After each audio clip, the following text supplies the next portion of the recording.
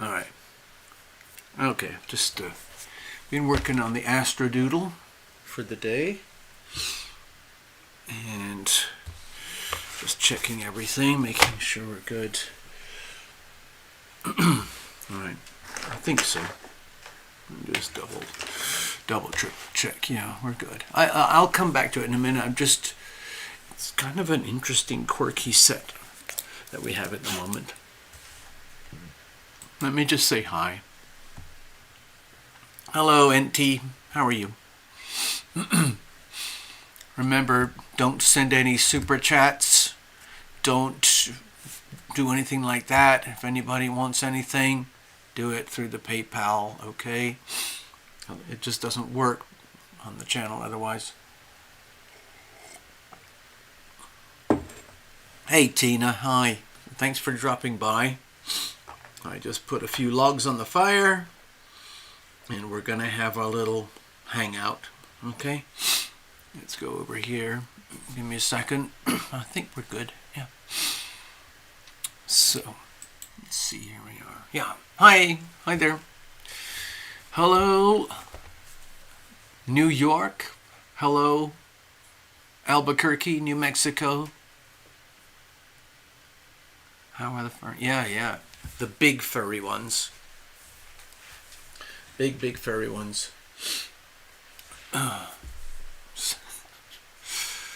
Yeah, there's 3 little fur babies here. Anthony DeFade. Bob Farr with Bubba. Yep. Absolutely. Oh, yes. I don't really do marshmallows or anything like that, but yeah, I love a bonfire.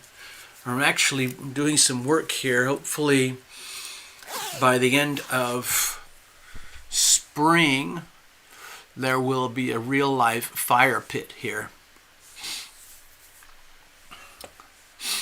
I remember, Tina, you showed me some pictures of your place and how it's kind of cool because you've got this whole area where the animals can just run wild. It's fabulous. Ant. Okay, Ant. Dear Anthony, what brought you to the channel? It's a very tiny channel, and it only goes out a couple of times a week on a Sunday night. It's usually a live stream, and we do tarot readings, live tarot readings by donation, and we discuss the global astrology. Sometimes we get a little bit personal, but usually I try to keep it way out there. I used to do a lot of personal stuff, not so much anymore. There's reasons for that, but I'm not going to go into it right now. Excuse me, I've got cat fur on my face. All right. Let me just sort this out here. Because we just started, we're just checking in, hanging out and everything. Anthony, I was trying to explain it, like if you want to do half an acre, that's a lot. That's a lot of playing room. Hello, Robin. Okay, let me see. Something's wrong here with my computer. Okay, there we go. That should work. I'm trying to get everything to work properly. There it is. Okay, so Anthony, if you need a reading, a mini reading, what you do is if you've got, like, say, a separate device or something, or you can open multiple tabs on your computer while you're watching or something like that, you can go to TarotLumination.com. You can click the donate page. It pulls up a payment processor just like online shopping. You swipe a card. You put in your donation. Most people put $10-20 or something like that. And then you get a live mini reading. Okay, dokie.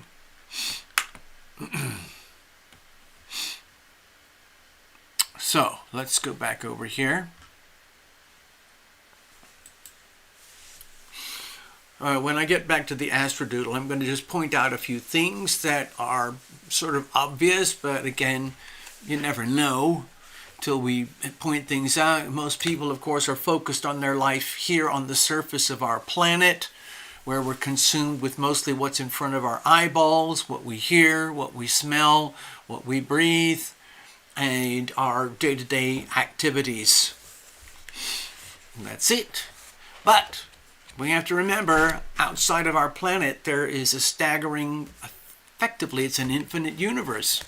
No matter how much the scientists want to define it, like, there's the universe, there's this thing. My personal opinion is that it just goes on and on and on.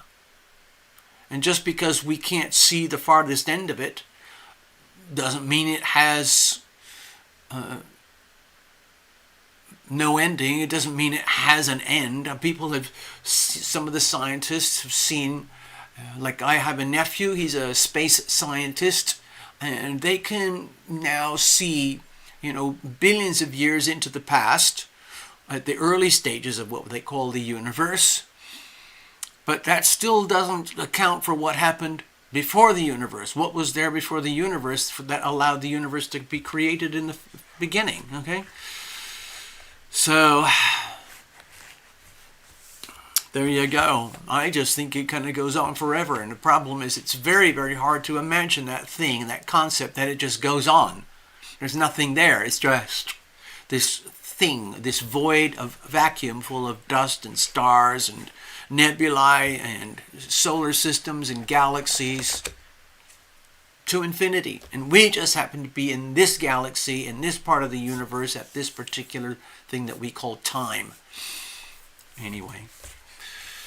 So, when you look out as an astrologer, when you look out from our planet, out into our little solar system, we have Sun, Moon, Mercury, Venus, Mars, Jupiter, Saturn, Uranus, Neptune, and Pluto, all sort of swirling around with their magnetic fields. They swirl in a plane that is all based around the sun.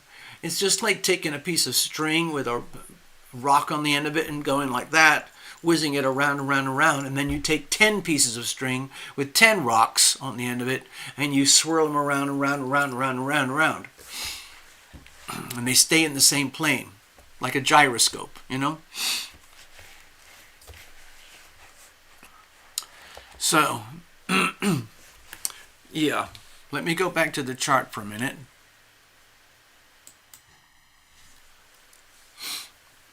Wait a minute, what's this? Robin, your fingers aren't working well? What's the matter? He understands what I'm seeing. Okay. The cabin has 2 acres. Yeah.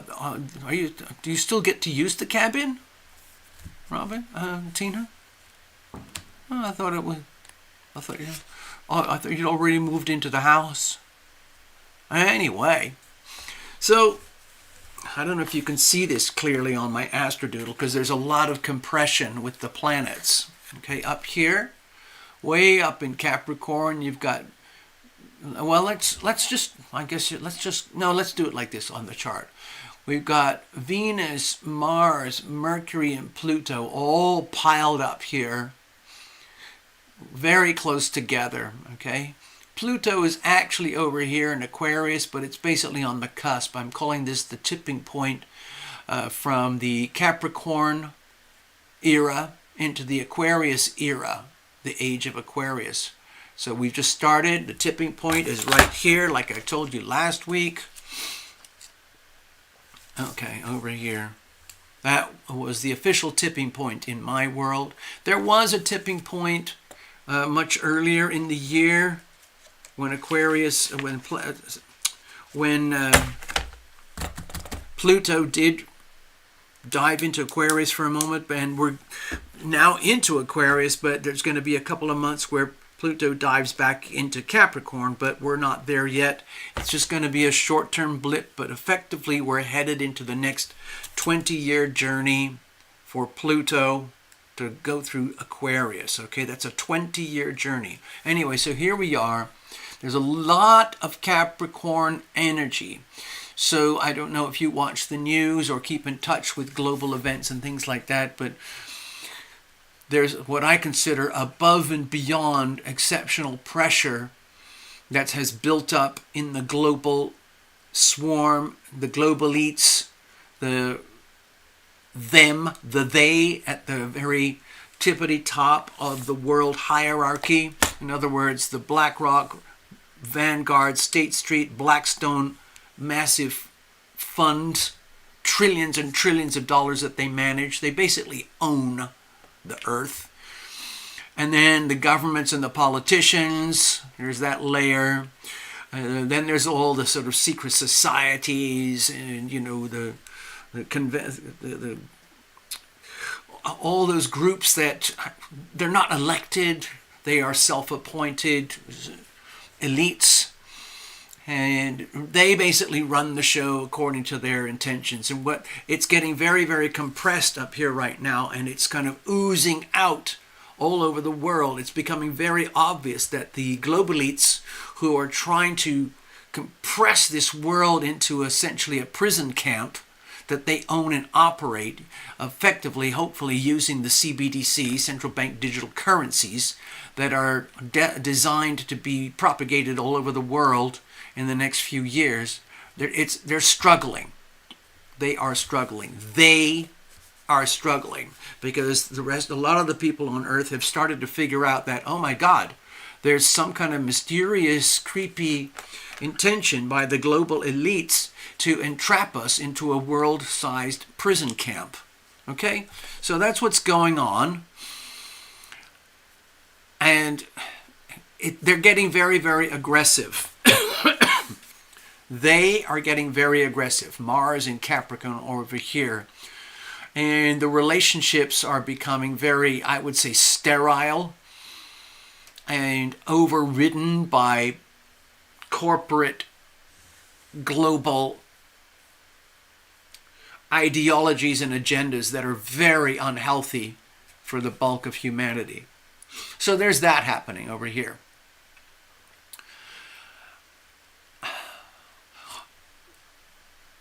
We got the Sun in Aquarius right now. That's great. We've got the ongoing Saturn, Neptune, and Pisces thing over here. That's great. We got the Aries stuff over here. Great. The Uranus and Jupiter and Taurus over here. Great. But what's interesting about this chart is that we've seen a lot of red, lots of squares, oppositions. Okay.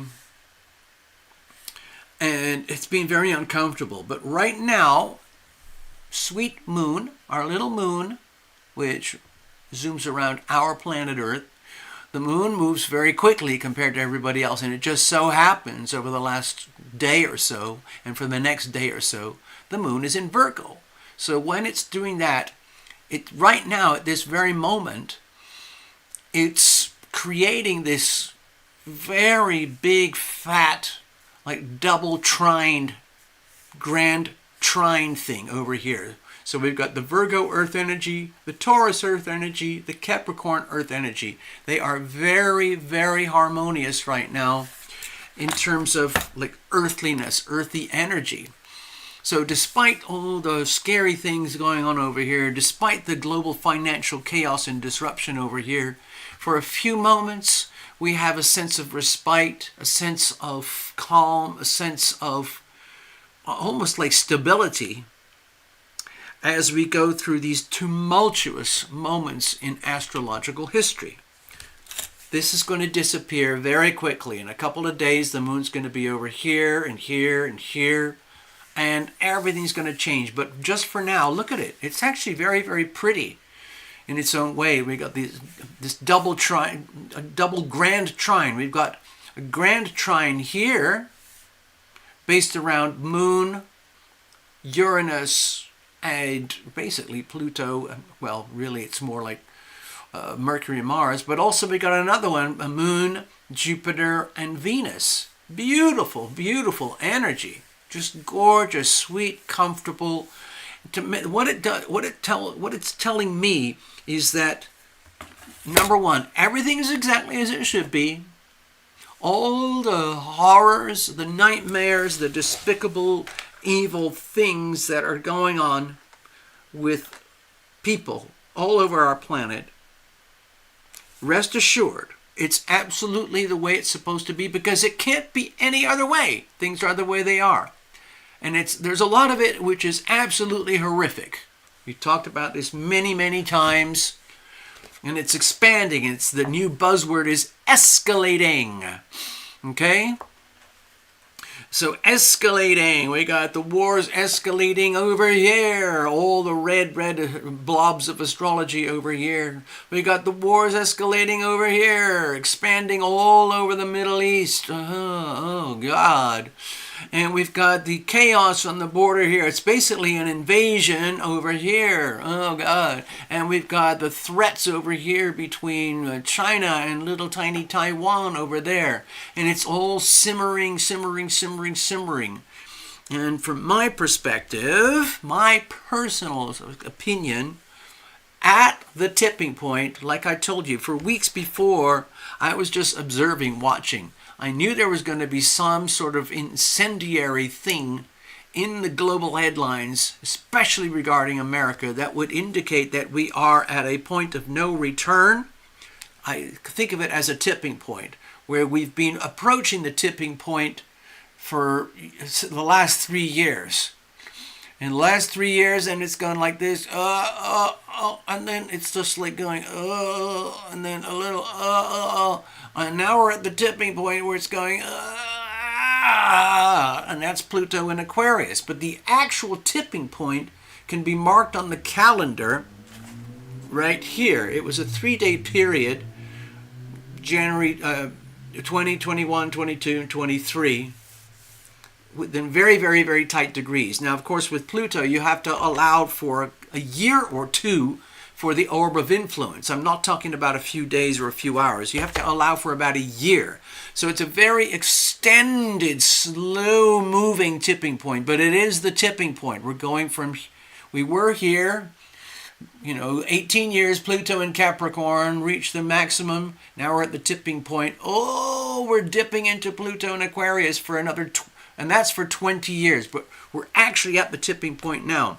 For me personally, the tipping point was indicated by what I think of as one of those enough is enough moments. And that happened in the United States. It happened over here when I woke up early one morning and I saw that the Supreme Court had given permission for the federal government to continue to tear down border protections. This is just a staggering, to me this was absolutely staggering. They're hardly talking about it in the mainstream, of course. But to me it was a staggering thing. I was in a state of shock because I was looking for something and then I found it. It was there. The Supreme Court, which is actually more conservative than liberal, they actually flipped and they went liberal and they said, okay, Grandpa Joe, you can tell the feds to go down there and rip out the fencing that's been created by Texas. It's an absolute contradiction, contrary to our Constitution, our whole Constitution, our country. And in other words, translation, it's now official. The federal government, headed by Grandpa Joe and his gangsters, are officially creating a civil war inside the United States. There you go. That's it. That's it. It's civil war. In other words, they are deliberately pitting men in uniform from the federal side towards men in uniform from the state side. Okay? Most of these people in uniform have taken pledges and oaths to uphold the Constitution. So right now, things are at a very, very, very delicate tipping point where the feds are now arriving here and they're going to face off with the State National Guard of Texas. Luckily, the unions that represent the federal military, okay, have already declared that they will not attack or use violence against the Texas National Guard in order to do what the Grandpa Joe administration has ordered. So it's created an impasse. It's created one of these moments. It's a very volatile moment where it's literally like in a Western movie. There's this guy with a bang bang stick. There's these guys with a bang bang stick, and they're both looking at each other. They could be brothers from the same town originally. Who knows? But that's the classic setup for a civil war. And of course, that's one of the themes that we're dealing with Pluto in Aquarius, and where we're building up with Pluto in Capricorn, where we've been going the last 18 years.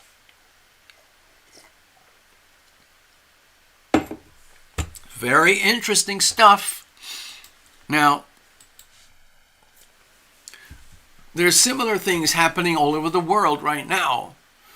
Why is that so? It's because of the tipping point.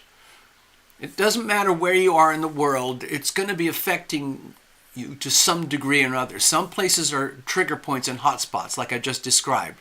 The Middle East, Eastern Europe, China, Taiwan, Southeast Asia, and the United States southern border and the northern border. Okay, those are the hotspots where Pluto in Aquarius is very much evident in its display. So it's happening live right now in real time. And when I first saw the news, I was shaking. I was shaking with fear, but I was also shaking with excitement, because I was like, yeah, I told you, I knew it. I knew I would see an extremely obvious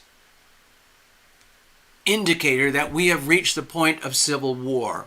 Is it a mental civil war? Is it a psychological? Is it legal? Is it financial? Is it military versus military? In other words, is it federal? Is the United States going to go under martial law with the military? And is that going to face off with the National Guards? You already know that there's 25 states that are now openly offering support to Texas. So that is 25 states that are effectively saying to Grandpa Joe, that's a big problem. That's effectively, no one has pulled any triggers at this point, but it's effectively a declaration of civil war. I personally think it's going to hold off as a stalemate for the next, 6-9 months until November, the big elections. And in the meantime, there's going to be a lot of this.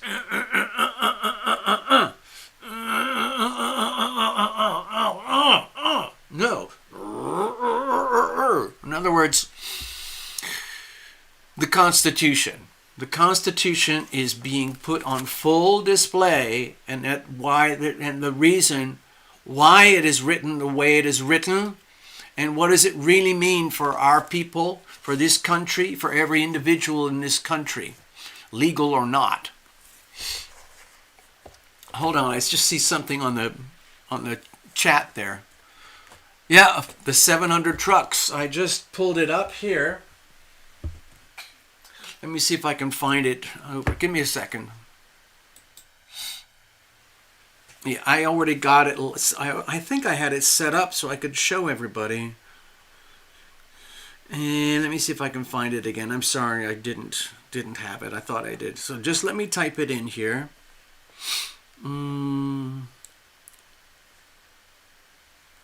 Take our border back. Where is it?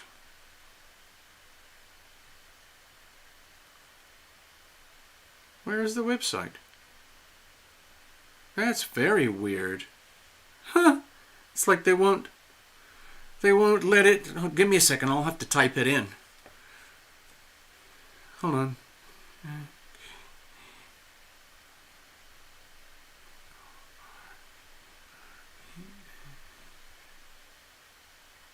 I think this will do it. Here we are.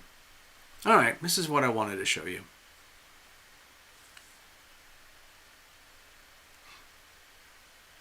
So this is it. This is what they're talking about. It's the Take Our Border Back convoy. Peaceful assembly and prayer. You've probably heard, you might have heard about it in the news, and essentially it's a massive convoy. They're predicting about 700,000 truckers and assorted other folks coming, basically doing, like the farmers in Europe. Okay? And it begins tomorrow. Well, it's going to take a whole, I mean, it's a big, big project, okay? So, anyway, this is essentially, you know how, I don't know if you guys remember. Do you remember the big farmers and the truckers rally they had in Canada? Okay, you remember the truckers rally they had in Germany, the truckers rally in Belgium, another one, a truckers rally in France. Now, all of it, it's spreading all over. It's a good way to like communicate and send a very strong message. And the essential message is, step out of the way, big government. You are no longer welcome. We want to really calibrate the world in a way that works for we the people. A very good example of we the people are the farmers, okay? Because without the farmers, you got nothing. So the farmers, along with a bunch of other types of, what do you call them? Patriot types, are enemy number one to the federal government. It's all over social media, like, you know, the Twitters and Telegrams and Discords and Truth Socials and so on. But you're not going to see as much of it on the mainstream unless it gets extremely violent or something, which I don't think it will. Anyway, I just wanted to point that out. So we've it's really starting to blossom. The whole Pluto and Aquarius theme is starting to blossom, and it's becoming a mainstream theme across the world. It's a problem for the mainstream media because they don't want you to see it or feel it or believe it or understand it. So they're going to suppress it, or they're going to bury it or deny it or demonize it or something, okay? So anyway, that's what's going on. But right now, at this very moment, even though we've crossed a tipping point here, astrologically, this is the tipping point. Even though we're actually at the tipping point now, and we're going to look at a 20-year journey of this, okay? It's basically the tiny, tiny number of global elites versus 7.9 billion people who want freedom, okay? That's what's going on. And we have a very brief moment here of comfort, stability, peace, while here we are on a Sunday night in America, where we can just openly state and observe these things. I know there's places across the world where a lot of people are dying or being shot or killed right now, and so on. Bombed to death, whatever it is, but at least here in the United States, we're having a bit of a moment of serenity, okay? Sorry, I got to go back to the chat again. I'm missing all sorts of things that I feel I need to see. Hold on. So give me a second here. Oh, what am I missing here? Oh, yeah, it's Love Tribe, her birthday tomorrow. Uh-huh. Texas does not need permission. No, correct. Legally speaking, Texas is on very strong ground. It's the federal government that's out of line. Also, by the way, the impeachment proceedings are going to go ahead on Mayorkas, which is, I don't know how much effect it's really going to have, because even if they approve the impeachment and it gets voted in, it still has to go to the Senate, and the Senate is just going to go tear that up. Because the Senate is just a bunch of rhinos and communists. Yeah, so the trucks are starting. It's already starting. It's all across the country. Thousands and thousands of truckers. Basically, we might as well do it. What do we got to lose? Heading to the border. The Texas County. It's coming from all over the country. If you look at the maps, if you go to takeourborderback.com, you can see the different maps for all the routes from all over the country. Love Triber is pointing out that the Civil War movie preview at the movie theater yesterday depicted Texas and California in the preview. Yep. Well, that's in a way, you could kind of expect that, because California for example, could represent symbolically the extreme communist left wing. Texas could represent the extreme patriotic conservative right-wing constitutionalist types, and so on. And let's see, what else is here? Yeah. So maybe they're all going to run to New Mexico. Oh, ooh, TL, check your PayPal. Okay, thank you, Necessary. I got that. I'll take your word. Love Triber says, here in Vegas, there's new remodeling in grocery stores. Yes. Corralling customers through a maze at self-checkout. So you can't cash out without paying as easily. And there's guards posted now, too. Okay? Even McDonald's now, they've got security guards, armed security guards. And, yeah, I feel, in a way, it's very sad. It's kind of disturbing. It makes me angry, sad, frustrated, confused to actually see it, because literally in the last week to 10 days, I'm starting to see people all over, wherever I go, driving around here, walking around or something. I'm seeing people who are obviously not from America. And some of them are wandering around literally like deranged, psychotic zombies.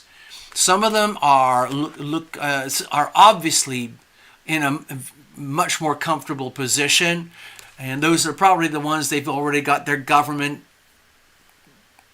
debit cards, they've got their new IDs, benefits programs, they got spending money, they've got shelter, all of that.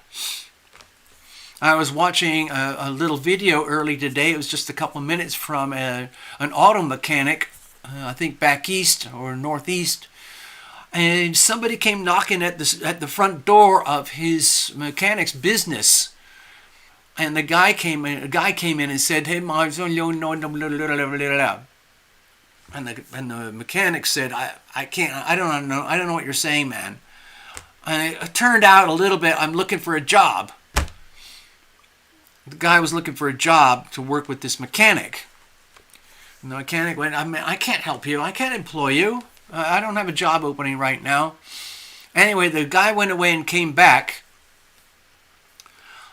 And it turned out he was a brand new migrant from about 3 months ago, and he's already got his own Social Security card, his own brand new driving license, his own monthly benefits card, which allows him to have shelter and food, and he's got a woman that he has taken in.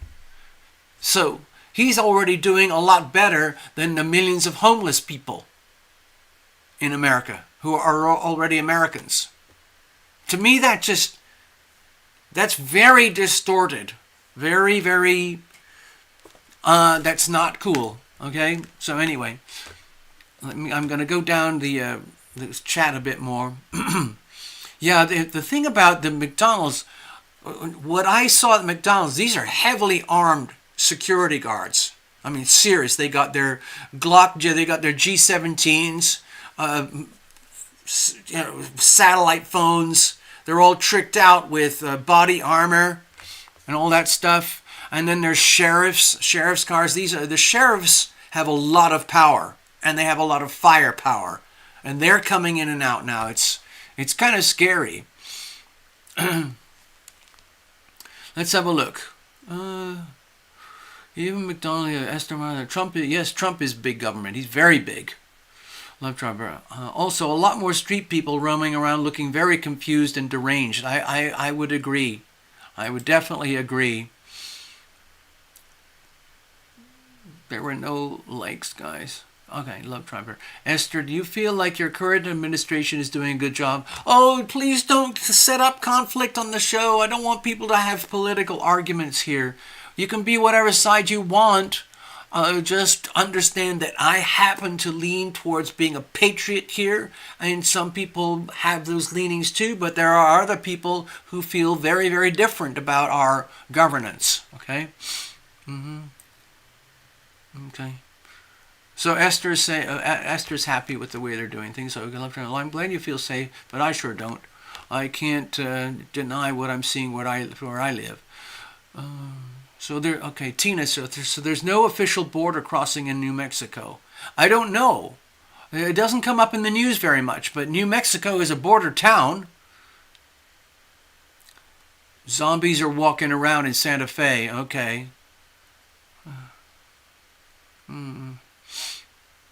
I can remove my glasses. Yeah. Anyway, I find it extremely disturbing.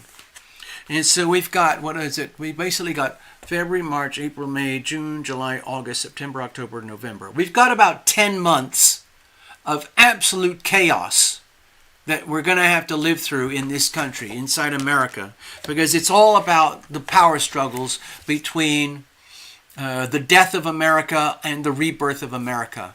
There are the global elites and this current administration, which is doing everything it can to destroy this country. And then there's the so-called patriots who are trying to salvage this country and reconstitute the Constitution.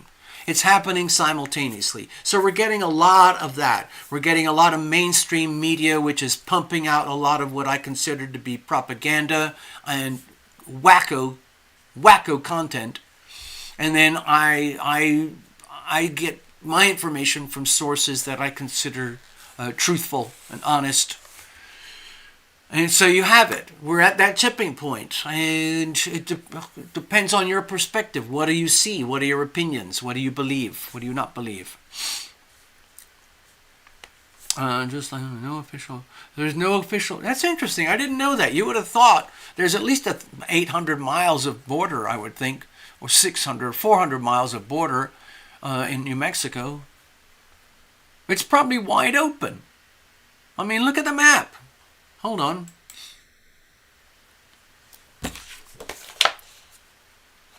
Oh, no, I see what you mean. Okay, so there's the Texas border. There's hot spots all over here. There's a lot of places where people don't cross, but the cartels have it all organized wherever you go. There's a lot of traffic into Arizona, enormous traffic into California, and I just saw the map there. It's actually only a big, it's what's that about 200? So that's about 180 miles of border for New Mexico. Las Cruces, and I don't know what that town is there. It must be. Anyway, so you do have a little bit of a border area there. Yeah. Yeah.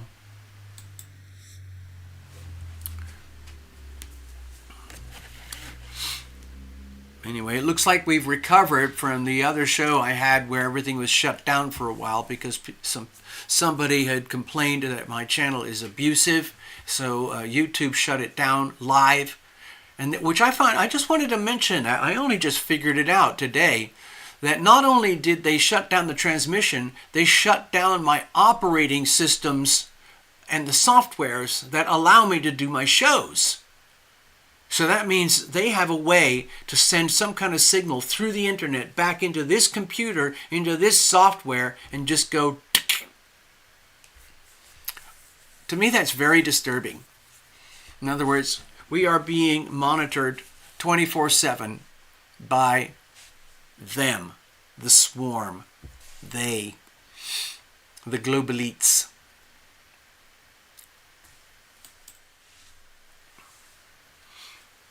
Interesting. That's very interesting.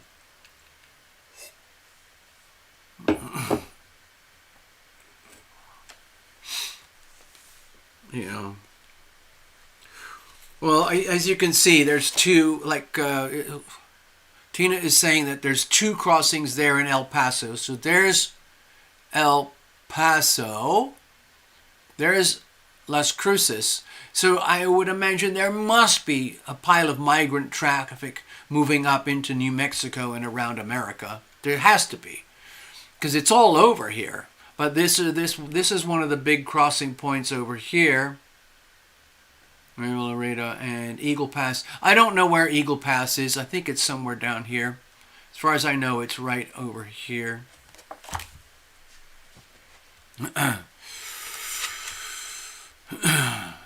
So, yeah. Right now, things are very sweet, gentle, and mellow. Enjoy it while you can. It's only here for a day or so. The global financial pressure is still very, very extreme. The United States is still printing money at astronomical, obscene rates that doesn't make any sense to me. It's just like taking not just one credit card, but multiple credit cards and swiping them all day, every day, up to the max. And then the bank says, it's okay, you can keep going. Just keep going to infinity. So that's where they are right now. And that's not going to change anytime soon. Uranus is still going to be here for another, year and a half or something. Jupiter will be here for, I think, to most of the rest of the year. And then Jupiter moves into Gemini. It's a big shift and big change. But in between, so at this very moment, because we don't have any very extreme, harsh things on the global financial axis, there's some fairly hard axis angles between the Sun and Jupiter. And so we're seeing it like, I'm trying to think of places, for example, like China, for example. We're seeing a very obvious implosion of the Chinese economy, and the Chinese economy is a huge part of the global economy. So China is feeling that very strongly. The Sun is in Aquarius. Aquarius is a very important part of the Chinese astrology. I don't see anybody really talking about the implosion of China. I see it on a few places, but most of the mainstream stuff, they seem to think that China is doing as great as Mr. Ping tells you it's doing. So we'll see. Okay.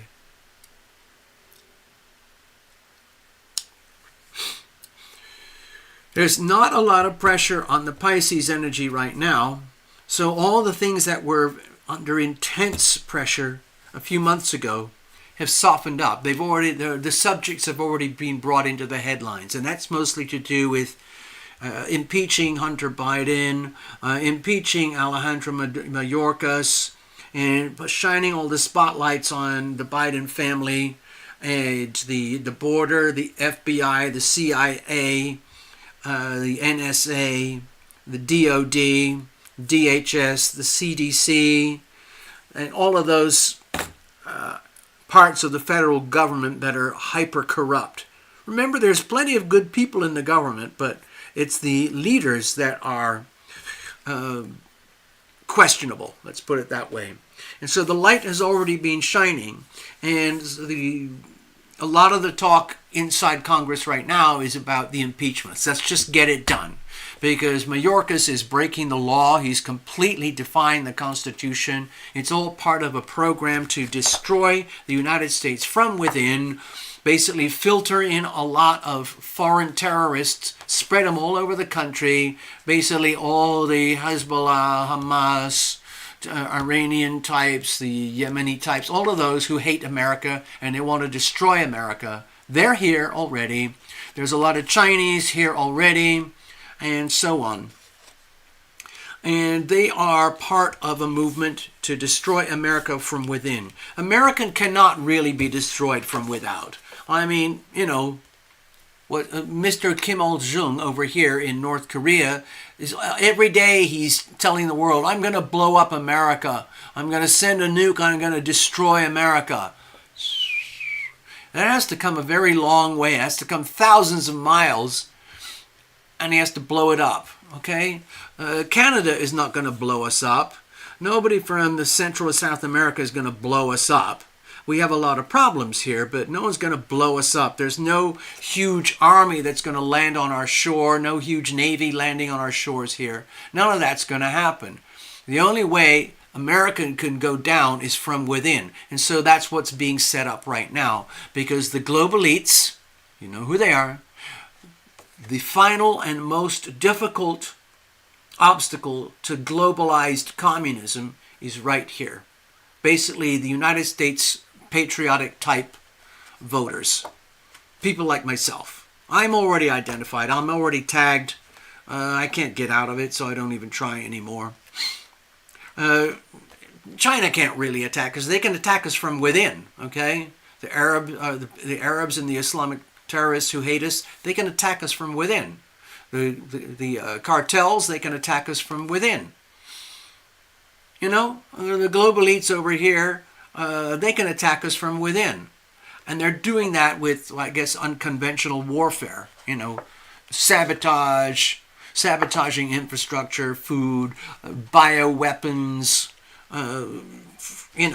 whatever it is, but not big guns and bullets and bombs. None of that stuff, okay? So it is war. It's unconventional war, but it is war, and it's happening right now.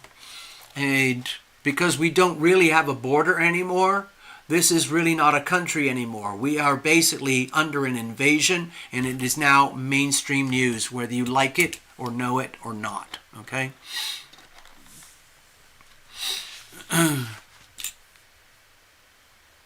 Okay.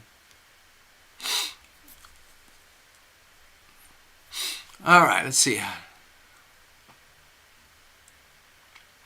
Okay.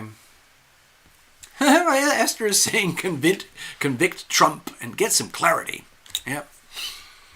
All right. All right, let's put that aside. I've got to go check a couple things. Give me a second, and we're going to shuffle up here and get to a little bit of we've got to do a reading. Hold on. Let me get on with it, because that's what we do very well here.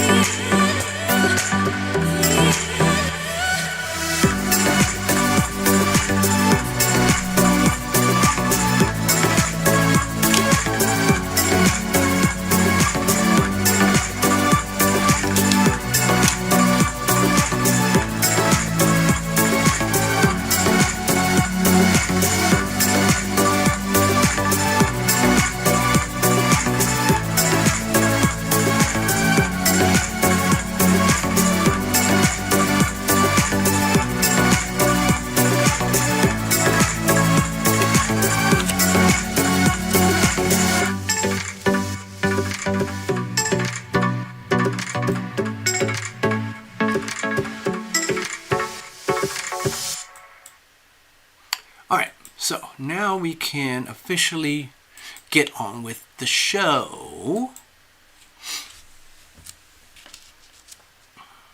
Oh, where are we going to start here? I guess it doesn't matter.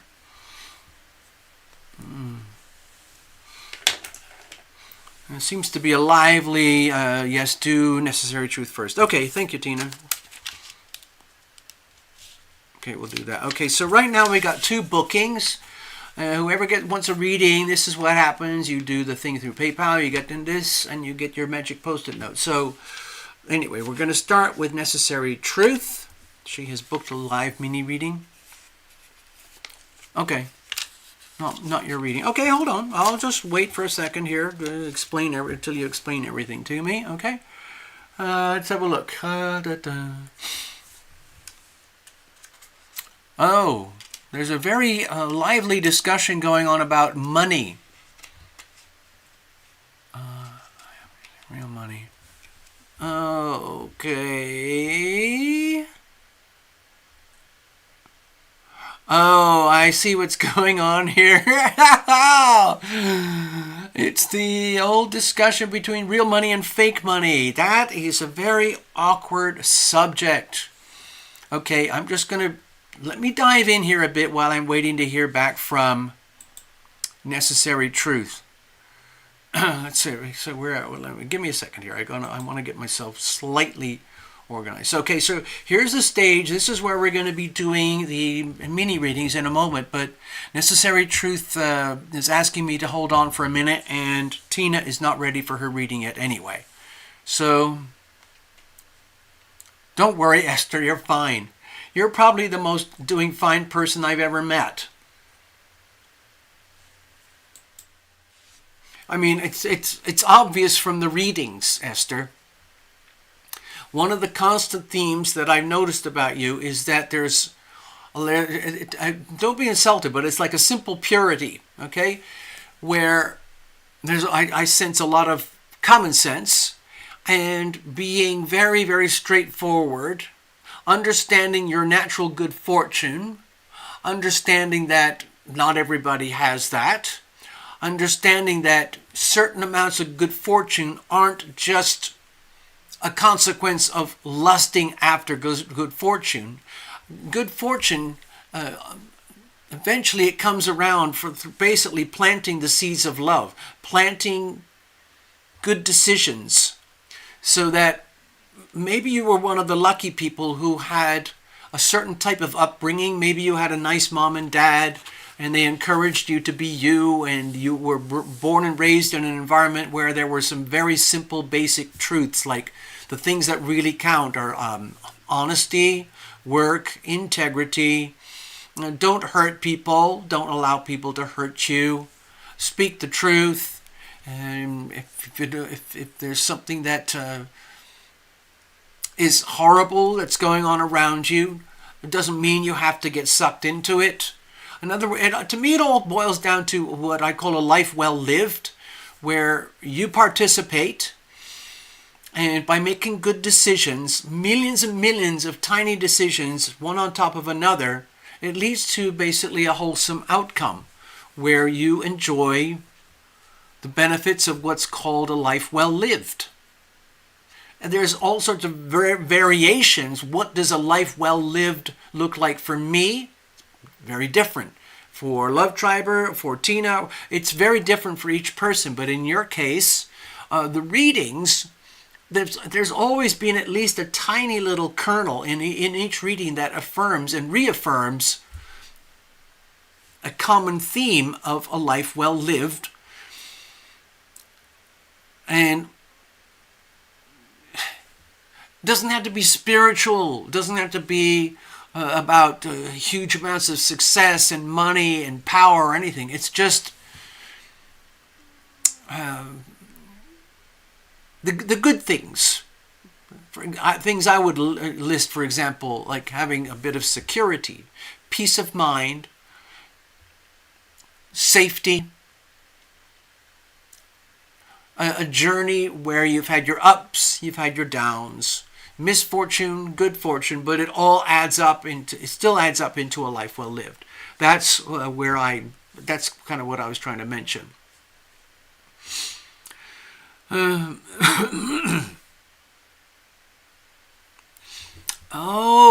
on, I'm just seeing it.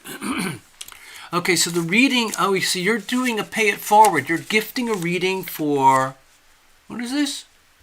A reading for Anthony regarding Lauren. Okay, let me do that. Okay, let me get organized here, okay? So we're going to do a mini reading. I'm going to attach these two together. So it's like a gift, okay, Anthony? This is a gift. You've been gifted a reading from Necessary Truth. The reading between Anthony and Lauren. So it's kind of a relationship dynamics type of reading.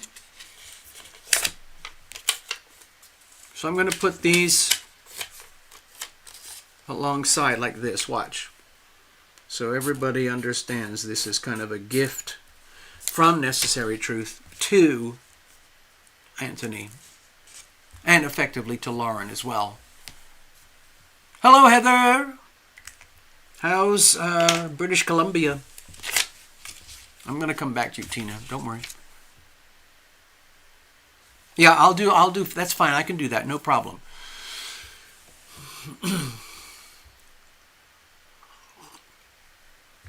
So I still need to do the shuffle. Sorry, I'm all over the place here. I'm just going to give myself a little moment here to shuffle it up.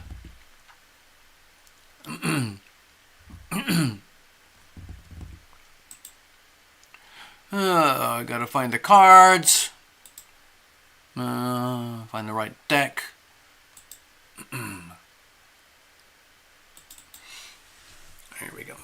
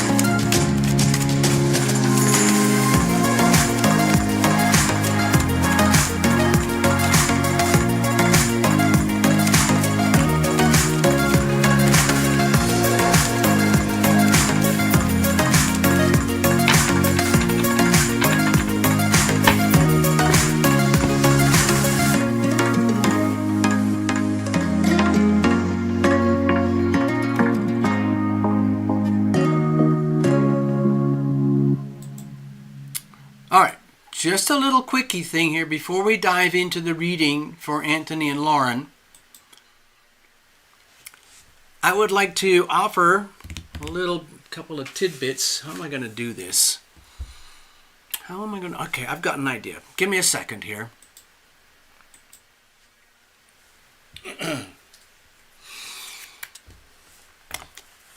I'm not a... In my own way, I think of myself, I'm a very lucky person. I'm a very wealthy person. I'm a very happy person. I'm a very blessed person. It doesn't show up in my bank account, but I feel it anyway. And I've had a very, let's say, hyper unstable life when it comes to money, even though I feel as though I'm very blessed in my own way. And I discovered an awful lot about what doesn't work about money and what is not true about money. And it was a very long, painful process. I'm a little bit more stable now. But for people who are really, really curious about what money is and what it's not, Esther brought up a point using real money, and then there's this question like, well, real money and fake money. So I don't want to go into being a teacher about all that stuff. You might be interested in knowing that there are some people who do a very, very good education on these things that you're not going to find in traditional economics. So I'm just going to put this out there. Just bear with me for a couple minutes.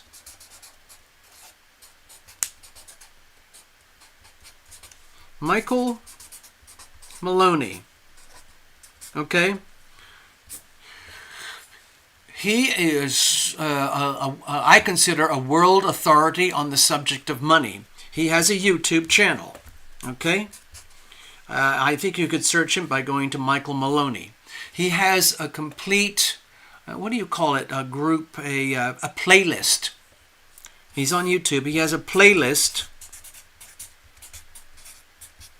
And it's a very interesting playlist, and it's about, I think the title is The History of Money.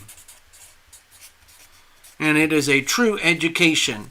So you understand what money really is as opposed to what you've been told it is. Because everything that most people understand about money today is completely fake. Wrong. Okay? The teaching has been so effective and so powerful that people believe in fake money. That's how it is.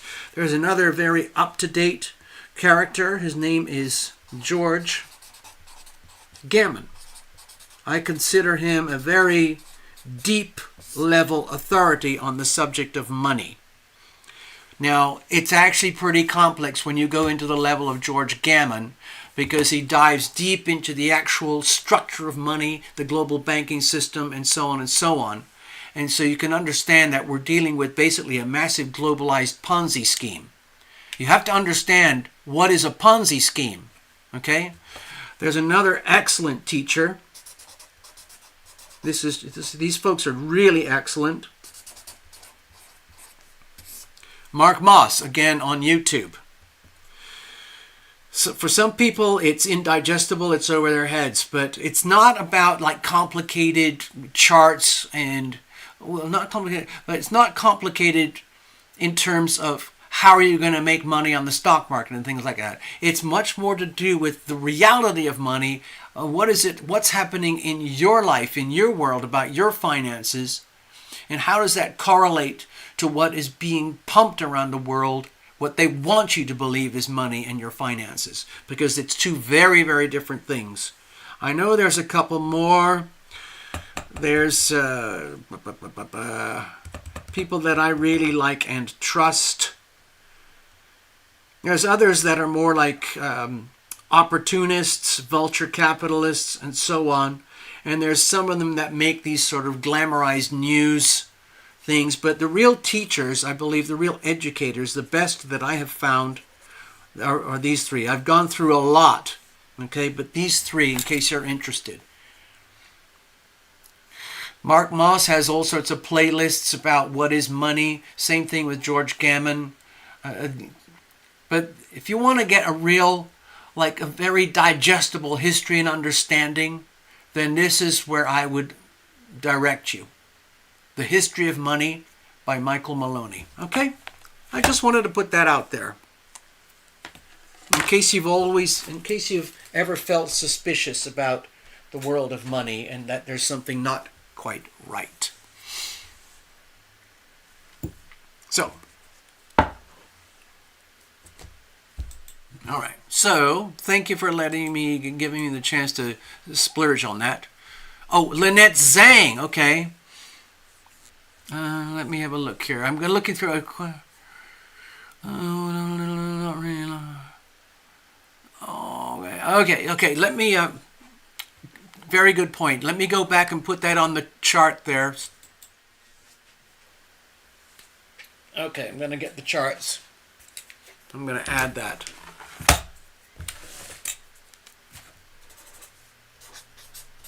Lynette Zhang. There's a couple of other people I like, but their channels are a bit controversial, sort of like mine, and they're constantly under threat of being shut down, and so they have become very muted. But these folks here are very specific, and they are not controversial because they don't try to present money in terms of like good and bad and good and evil in a way that would get their channels shut down, okay?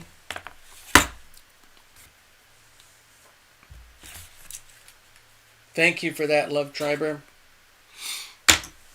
All right, here we go.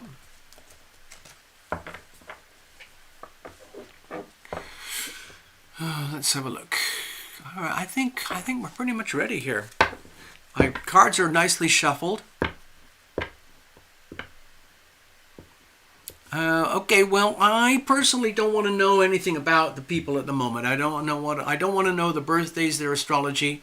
By the way, Anthony, if you're watching, you might note that there are people here. Some people are like psychic mediums. Some people are already tarot readers like myself. Some people do astrocartomancy. Some people do card, what's it called? Anyway, cards of destiny, okay? Well, let's have a look. Now, cards are well shuffled. Let's bless this deck. Let's bless every single card. I'm not going to do any reversals, no jumpers, no flyers. I love the artistry, the way their cards, they were made in the very first place. Okay. I like to respect the art and the artists. Turning them upside down never made any sense to me, even though I was taught by some very, very, very high-end tarot readers. I don't like reversals, so I don't do it. Okay. All right, here we go. Here's this. Okay, I'm going to use a situational spread because I can use that for anything and everything. Okay, and it's really just a diagnostic tool. Okay, that's really all it is. Okay, so we do tarot, so it might seem a little bit wacko. Oh, tarot? How can you do anything like that? It's just make-believe. Okay, no. I guess it's just a question of acceptance. Do you accept that what we do here is legitimate? Okay, some people think it's just the work of the DEVIL, and so that's how, channels get diminished, okay? All right, here we go. I'm going to cut it all up. I'll explain as we go through, okay, Anthony? All right, so here we go. I'm just going to do keep it very, very simple. Here's the situation. Situation is basically Anthony and Lauren. Here's the challenges, and here's how we're going to handle it going forward. And we're going to look at external influences. I typically default to the planets. I have this saying where I like to blame the planets for everything because they do influence our lives, whether we like it or know it or not. So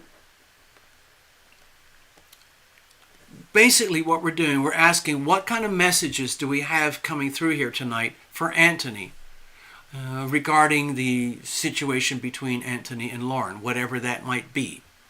Let's have a look. Let's start over here. We've got the Tower. Okay. My first impression here is that one party or the other, either simultaneously, one to the other or the other to the other. How am I going to explain that? Either Anthony towards Lauren or from Lauren towards Anthony, there will be a profound transformation going on, which is inevitable, and it's something to be embraced, okay? So there might be a lot of unpredictability.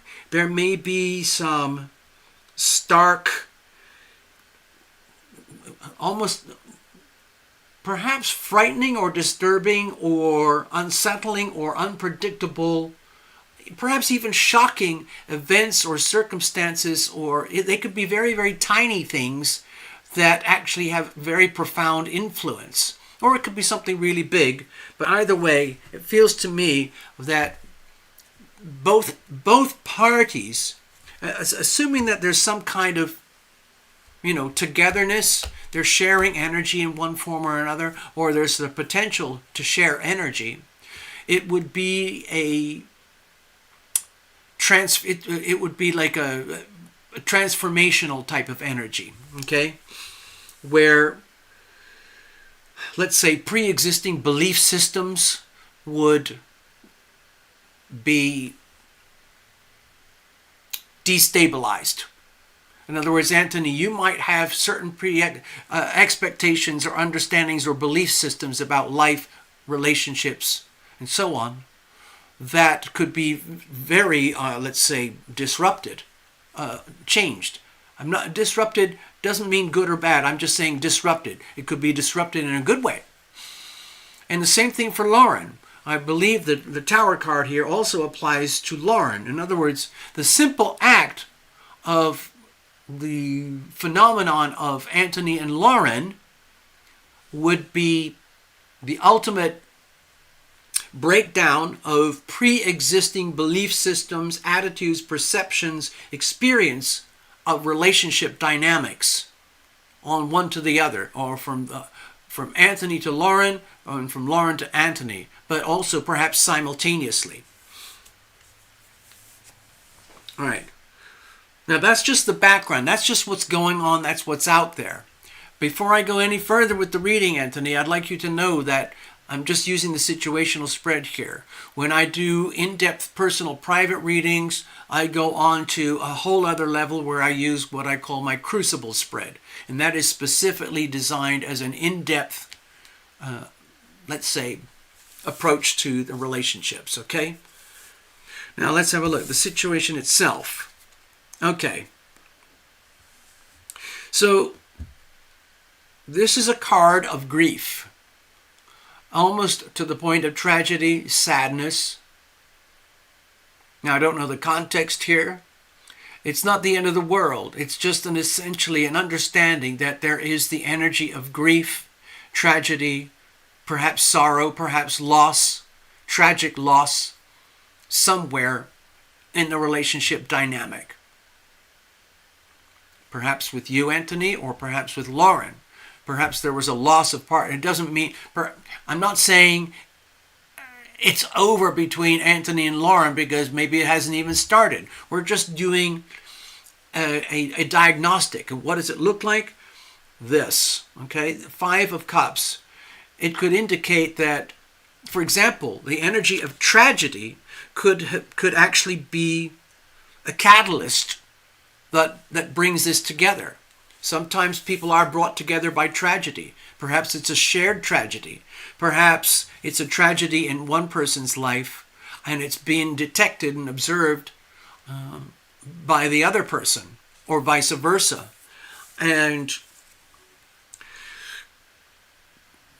it could be, I don't want to say it's the relationship itself.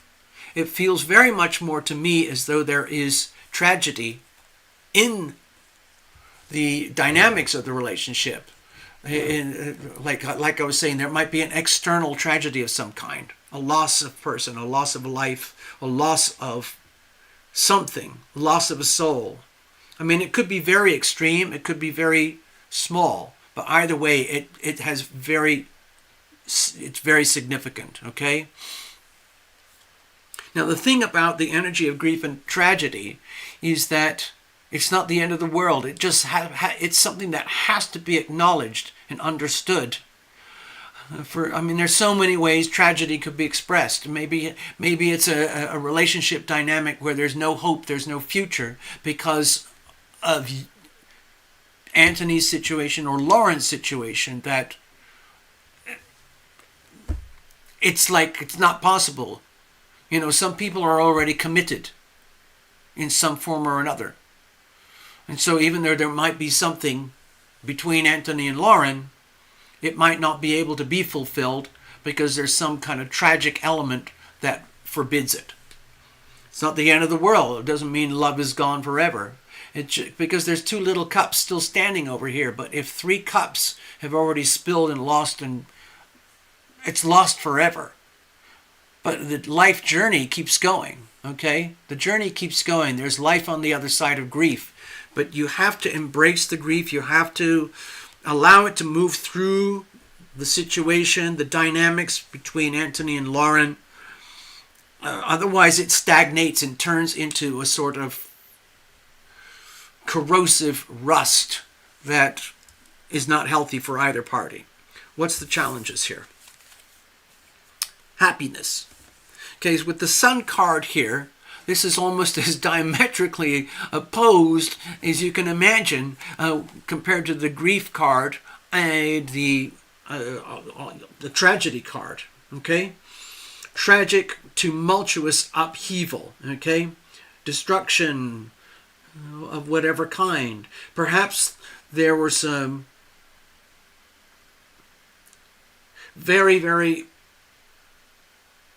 I don't know, shocking awakening moments where Anthony, you realized and learned something very profound through and from or around Lauren, or vice versa. And with the Sun card here in the area of challenges, to me it indicates that in an idealized situation, happiness would be very fundamental. It would be a very naturally occurring energy that would flow between Anthony and Lauren. I don't even know if this is a love relationship, but it looks like there's the potential for happiness in its purest form, simply like one person loves the company, enjoys the company of the other person, and vice versa, like it's mutual happiness. So in this challenging position, it almost feels like no matter where you look, wherever you go, whatever happens, happiness is being denied.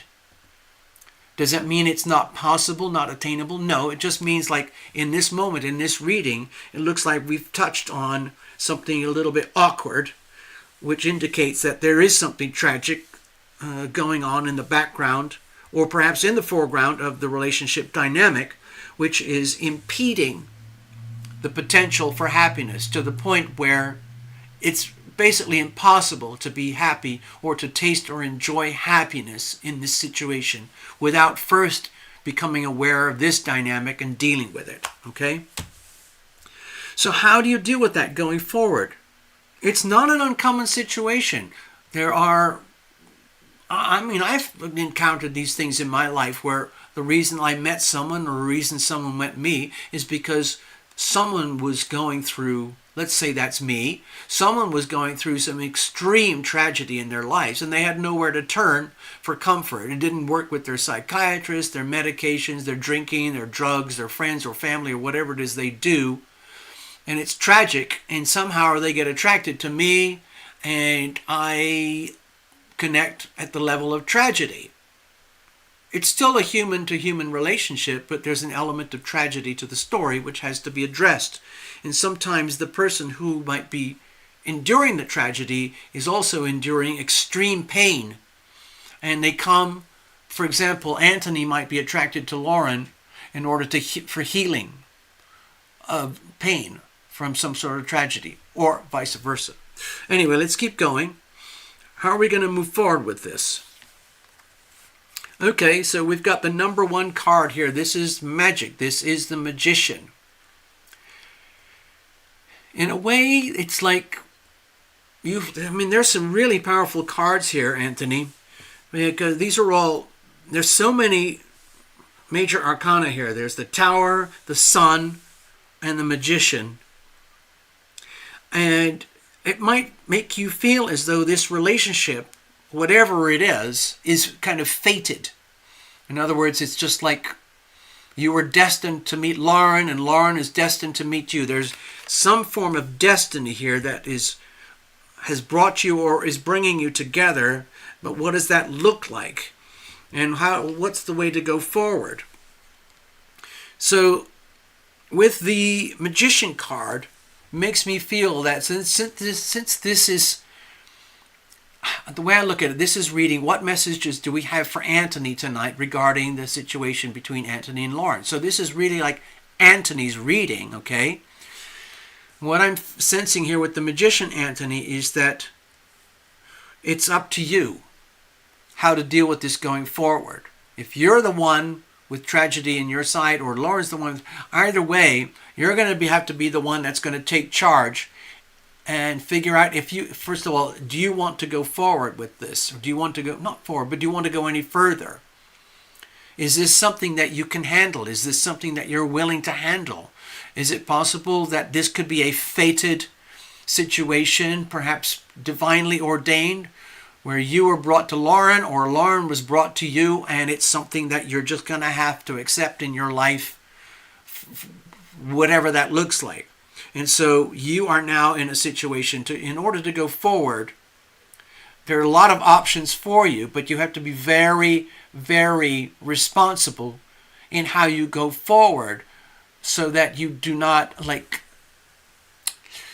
abuse the abused. Sometimes when tragedy becomes part of the ingredients or the, let's say, the catalyst of a relationship, it can trigger all sorts of things on both parties. And you don't want to get sucked in to a whirlpool or a black hole of tragedy, because that's bad for you, Anthony, and it's bad for them. In other words, you don't want to become an enabler. In other words, it makes me feel as though you're going to have to be strong, and you're going to have to figure out, are you going to use like raw power? Are you going to use your intellectual powers? Are you going to use your passions and inspiration? Or are you going to use like very, very grounded, practical approaches to deal with this? Are you going to use the power of your heart, your emotions, the power of love? Are you going to use a combination of those energies? Because all the energies here are available to you. The wands, the swords, the pentacles, and the cups. And you hold the power.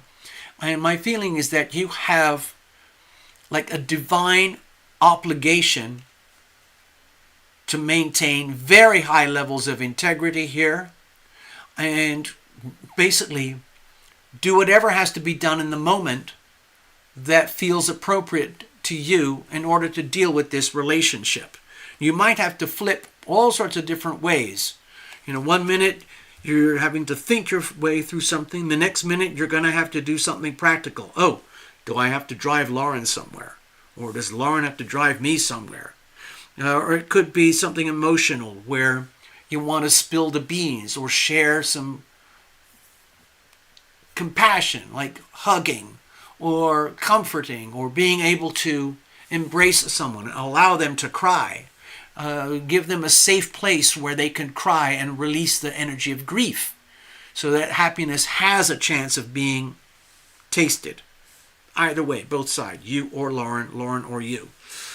Or it could be intellect. Maybe every now and again it would be appropriate to use, let's say, therapeutic conversation to deal with this. Whatever it takes, you're in charge, and you're going to have to figure it out as you go along. Okay? All right, I'm going to put this over here. I just want to check in with Anthony for a moment. Hi, Anthony. I hope you get something out of that. Hope it resonates with you in some way or other.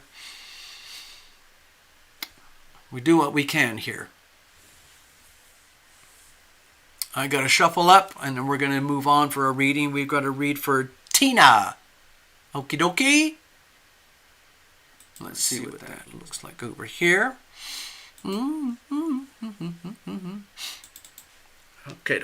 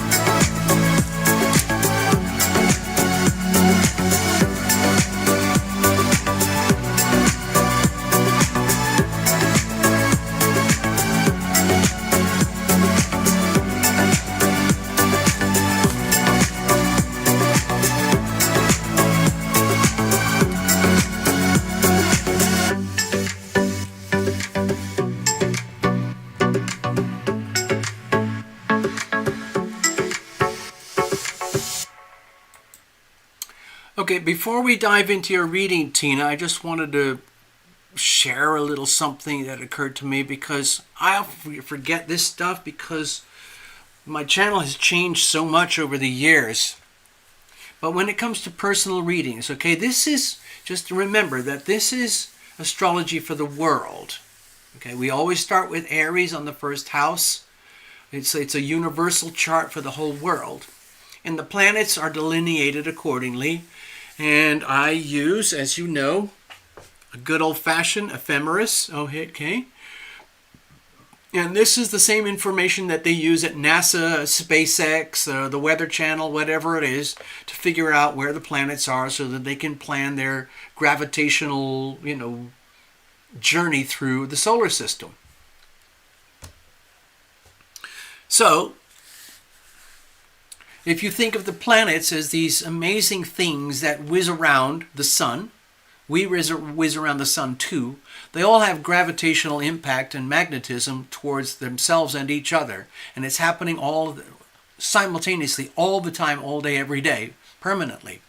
I've been reading quite a lot recently, in case anyone's interested, that the patterns of the sun, for example, the sun has an 11-year cycle. It's called the solar cycle. It peaks and drops, peaks and drops, peaks and drops. And we're approaching the solar maximum right now. There's a lot of solar activity, lots of flares, lots of CMEs.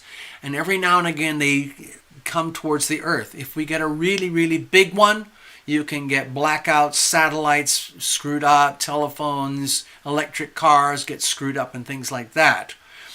But either way, the point I'm trying to get to is that the sun is the central energy field of our whole solar system, and it radiates energy permanently. And sometimes it shoots out these solar blasts. It's like basically a hiccup or a fart or a belch or something, and that plasma, solar radiation, can have a direct impact on Earth. And that energy can affect your heart. Okay? I'm just letting you know. Some people are sensitive in the heart. It can increase or decrease blood pressure, decrease pulse, and so on. It can create heart stresses. It's pretty well documented, but it's becoming more and more of a conversation piece because there's more and more people acknowledging it and understanding it, that it's a direct correlation. So if there's a massive solar flare, some people can feel it in their heart, literally their physical heart. Okay? Also, the other thing I wanted to mention about this is that this is for the world, but it also affects each one of us. Okay? So, for example, I'll just do it this way. For example, if someone here has a Cancer sun sign, moon sign, or rising sign, those are very dominant energies, I would flip this chart and put it this way, and put Cancer on the horizon over here, and make this a personal chart for Cancerian people. And of course, everything is delineated in different houses. So for the Cancerian types, there would be a lot of energy regarding relationship dynamics in the 7th house, so on and so on. If it was a Libra, the chart would look like this. How are these transits affecting the Libra people? How are these transits affecting the Capricorn people? And so on. But it's unique for each person. Okay, I just wanted to mention that in case anybody gets a private reading. All right, Tina, you're up. Cards are well shuffled. I'm going to go for the last second so that everyone's a witness. Oh, I just love doing this. I just love doing this. Bless this deck. Bless every single card. Bless the artists. Pamela Coleman Smith and Rider Waite, the writers. They've done a wonderful job. I think it was about 180 years ago, something like that. I think tarot existed long before that, but it didn't get formalized into the Rider Waite deck or the Pamela Coleman Smith artistry until like 180 years ago or something. I'm not quite sure. Don't quote me. All right, here we go. Let's see what's up with Tina over there in the land of the enchanted. Okay. I've been through New Mexico a few times. It's very enchanting. Literally. Okay, here we go. Here's the situation. Here's challenges. Here's how we're going to handle things. Again, this is a situational spread. It's a diagnostic tool, okay? For anyone who's watching who's not used to this stuff. I'm going to look over here as a indicator of the external energies. I usually default to the planets, okay? So let's have a look. We've got the Ace of Pentacles. Ooh! Tina, Tina, Tina. I don't know if you're getting a slight sense or a slight rumbling or some sort of feeling in your guts, in your body, in your bones, in your skin, that there's somewhere on the horizon, there's a little glimmer of hope when it comes to jobs, money, stability, security, peace of mind for the long term. This is a card of sacred opportunity. It's the Ace of Pentacles. New starts, new beginnings in the world of matter. In your case, perhaps money. We'll see. Now, let's just dive right in, okay? What's the situation? Let's have a look. General situation. What messages do we have here tonight for Tina? Okay, so we've got a Ten of Wands. I am not freaked out by this, okay, Tina? I'm sure you know this extremely well. I think you're very familiar with this energy. You've been dealing with it for years and years, and it's nothing new to you. It's just like, I am so over this. But you keep going anyway because you know you have to, okay? If you look way, way in the distance, let's see if the camera will pick it up.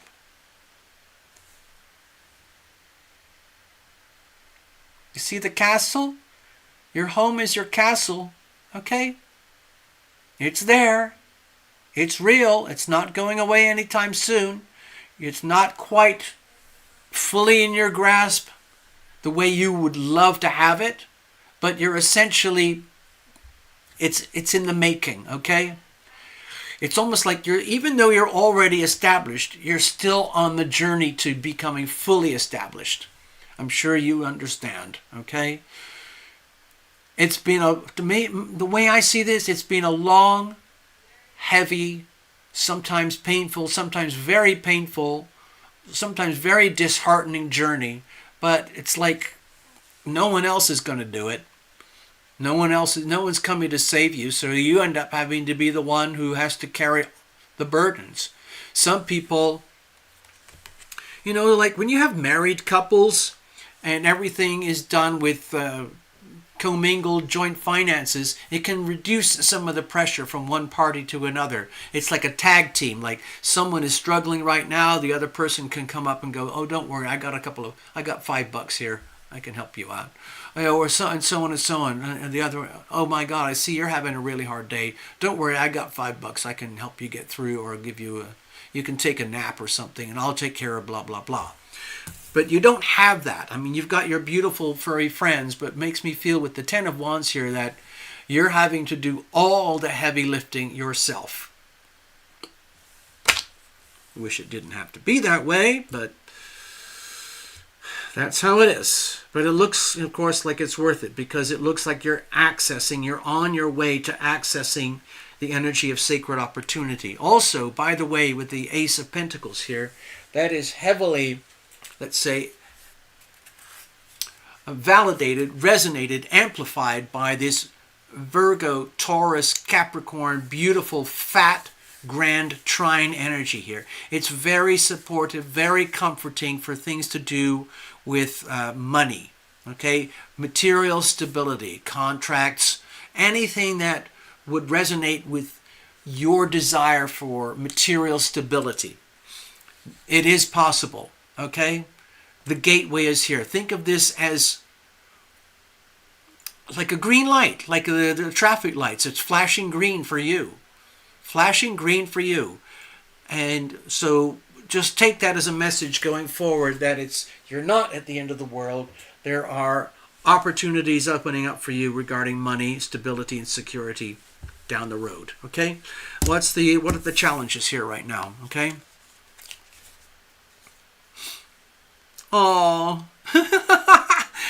makes me feel like it's a romance novel.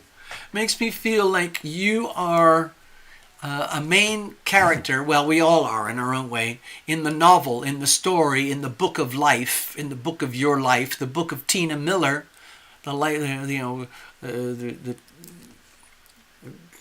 the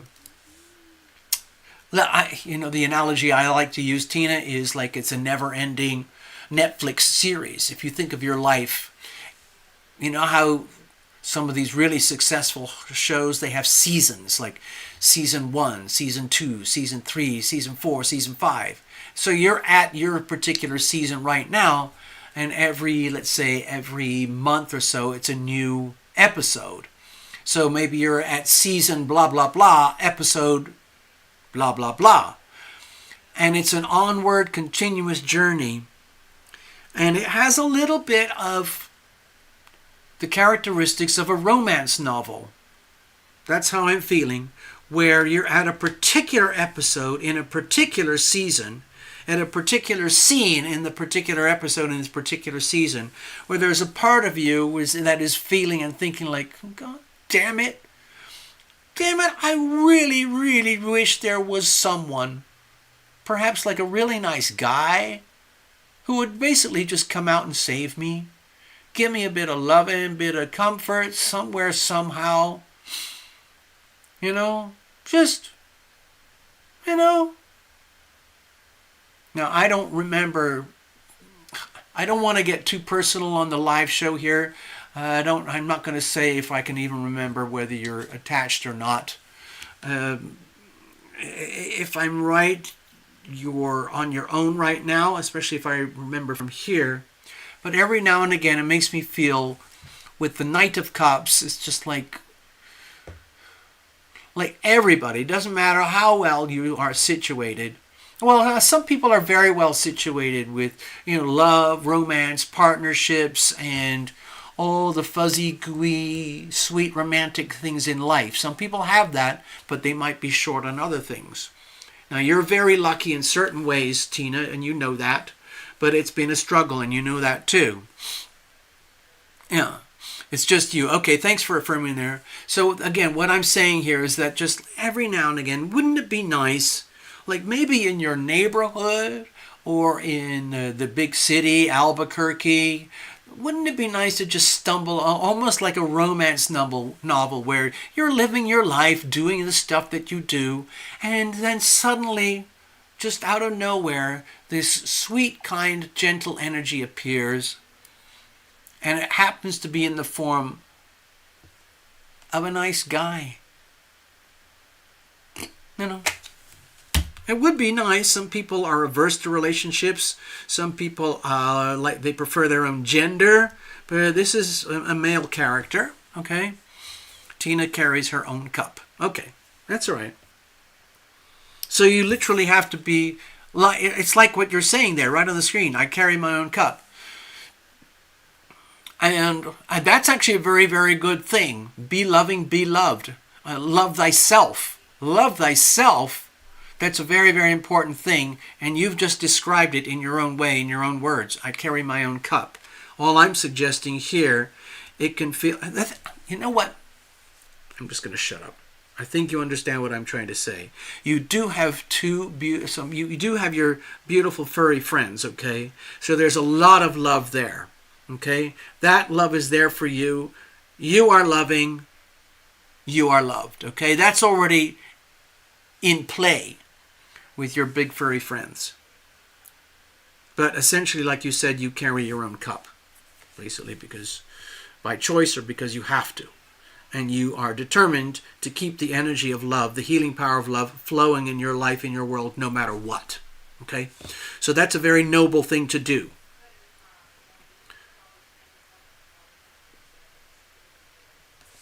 All right, let's have a look here. How are we going to move forward?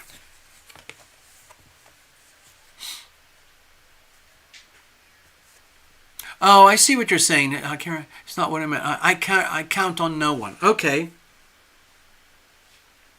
Oh, I see what you're saying. Thank you for clarifying that, Tina. I'm glad you put that on the screen. stop me going on about the romantic novel approach. I mean, I think it's there. I think a lot of people would love to have someone special in their life that is there for them unconditionally. In other words, if something difficult has to be said and talked about, you do it. If somebody needs comfort, you provide it. Let's see, how do we move forward? Okay, so we've got justice here. Moving forward makes me feel is that you've got to take everything one day at a time, very, very, very carefully. Treat each day as sacred. Every day is sacred. And like you wake up, and within minutes, you're already starting to make decisions. Now, you already know a lot of human behavior, a lot of your activities and day-to-day behavior patterns are automatic. They're already built in. You probably have a load of habits that you do that work for you.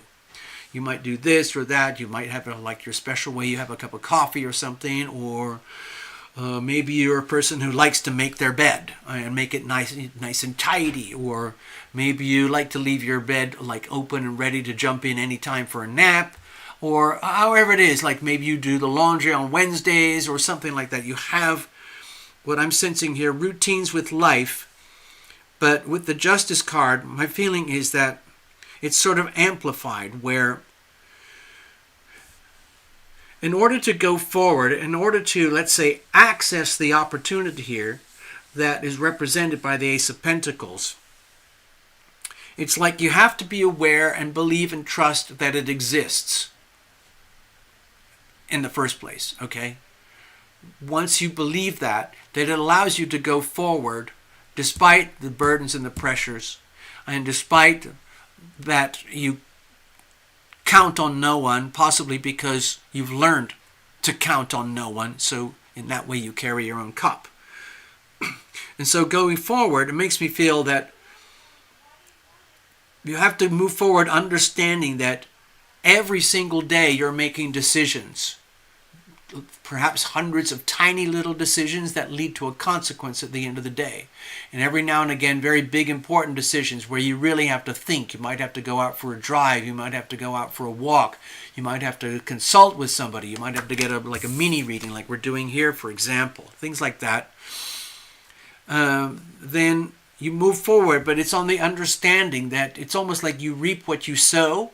So in other words, if shit happens, you have to remind yourself that, I'm part of that equation.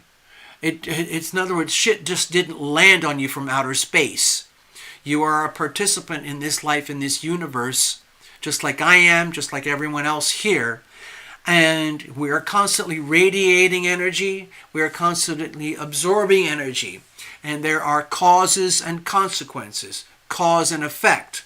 And so this is a very pure, neutral card of justice is served. In other words, if you are constantly making bad decisions, but you're not aware of it, you will constantly reap the result of bad decisions without being aware of it. In other words, you'll blame something or someone. But if you become aware that, let's say you're making good decisions, and you're aware of it, I know for a fact I made a good decision today about blah, blah, blah, then you will reap the results accordingly, okay, in a very, very pure, simple, just manner. In other words, let's say the sweet thing about this reading is that there's a sniff, there's a glimpse, there's a chance, an opportunity that stability, worldly stability is available despite the challenges. The thing is to access that. It means we have to be very conscious and deliberately choose, and which means making decisions that incrementally lead to this, to the energy of sacred opportunity for goodness, for abundance in your life, in your world. And so it's to me, this card feels very, very sensitive, very, very delicate. Like you could easily undermine yourself by just one self-effacing, diminishing thought or action or habit or behavior. On the other hand, you could do the same thing by realizing like, oh, I just made a good decision. It had good consequences and good outcomes. And that's good. That's good for me. Something good just happened. You're part of that equation. In other words, you can't sit and just wait for life to come at you and expect good fortune to arrive like on a platter dropped in front of you. It's more about being understanding that you are a participant in the phenomenon of life where your decisions affect the outcomes. So in other words, if you're doing constantly self-defeating decisions, then this energy starts to go. When you start doing healthy, self-loving, self-supporting, self-affirming decisions, then this comes back and it's just like, oh, so it's a formula. Oh, it's a trick. Oh, I get it. Okay. So I'm just reading notes. Not what I meant. I gave up long ago. I end up choosing the one that destroys me. Okay. So we're talking about the energy of decisions here, Tina. So, like you're saying, if you're counting on no one, that could be a very firm decision to deliberately keep yourself protected and safe from like a trauma bond, which constantly triggers the attraction of people who destroy you. And so now that you're aware of that, fully aware of that, obviously you don't want to trigger that energy. So deliberately being your own savior, deliberately being loving and being loved to yourself first and foremost could be a very good strategy. It's a good decision. Maybe not everybody wants to live that way or should live that way, but it sounds like, when you have an awareness of it, you can do something about it. So going forward, what I'm feeling here, like I said with the Justice card, is incremental, decision by decision by decision by decision, day by day by day, it adds up.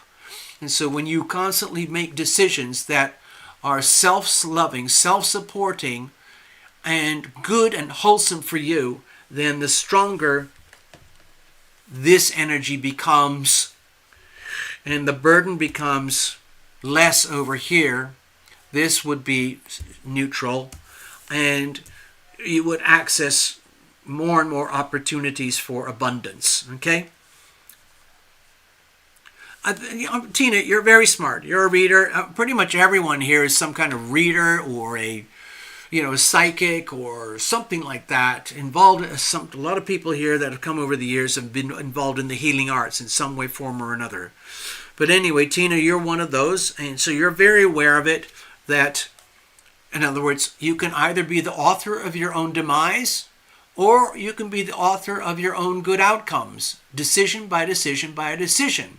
You've learned the hard way that some decisions aren't really decisions. They're just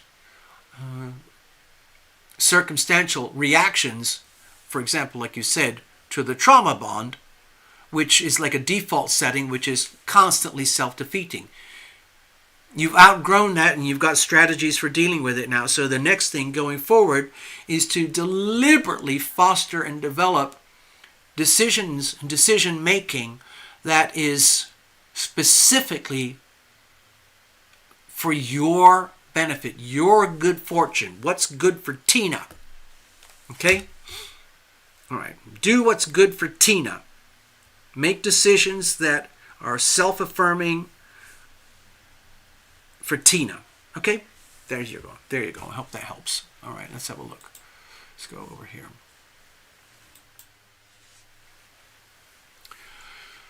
Yeah, anybody who's gone through trauma, especially if it's personal trauma, if it's very nasty, very negative personal trauma stuff, that is a very real thing, the trauma bond. And it constantly appears and reappears until the trauma is healed or the trauma is mitigated. Somehow you protect yourself from future trauma. But for some people, it takes, years to even know that there's a trauma bond in the first place. Some people don't know about it till much later in life when they start to realize, oh my God, my life is going.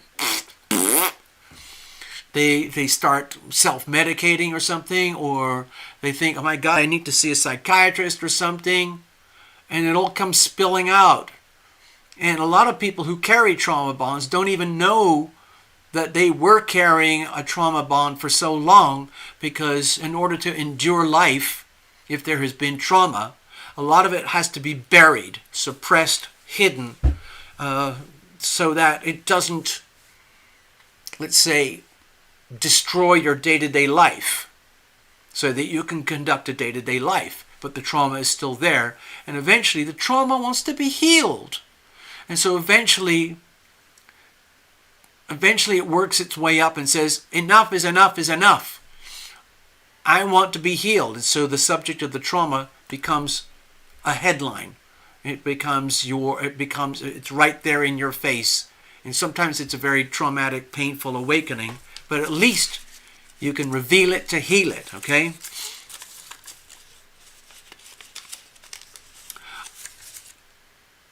I see another note there on the chat, Tina. It says, remember, I am 59. I wish I had understood this 30 years ago.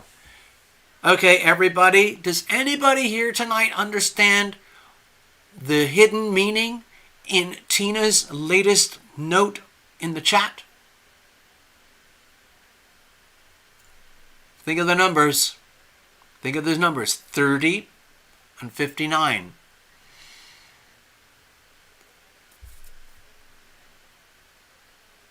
Anybody? Anyway, I'm going to tell you. Saturn. Think of the Saturn return.